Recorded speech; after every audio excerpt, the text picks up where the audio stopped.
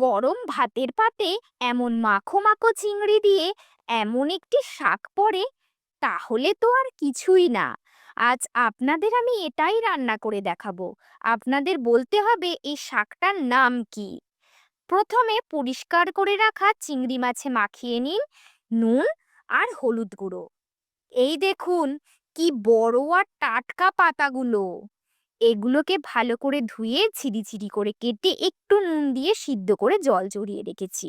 এটাই কিন্তু আসল টিপস। কড়াইতে সর্ষের তেল গরম করে নুন হলুদ মাখানো চিংড়ি মাছগুলো ভেজে তুলে রাখুন। ওই তেলেই ফোড়নের জন্য দিন দুটো শুকনো লঙ্কা, 1 চামচ কালো জিরে আর এক গাদা থেঁতো করা রসুন। রসুনটা একটু ভাজা হলেই আসল সুগন্ধ বেরোবে। ফোড়ন তৈরি, এবার জল ঝরিয়ে রাখা শাকটা কড়াইতে ঢেলে দিন। ভালো করে মিশিয়ে দিন স্বাদ মতো নুন। এবারে যোগ করুন হলুদ গুঁড়ো আর আপনার ঝাল অনুযায়ী লঙ্কা গুঁড়ো। ব্যাস, এবার শুরু আসল কাজ, কষানো।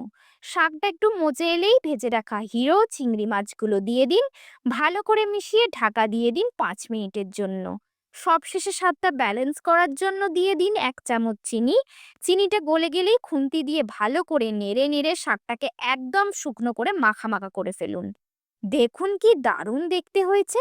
তৈরি আমাদের জিভে জল আনা অসাধারণ রেসিপি। গরম ভাতে এটা থাকলে মাছ মাংসও হার মানাবে। রেসিপিটা কেমন লাগলো অবশ্যই কমেন্ট করে জানান।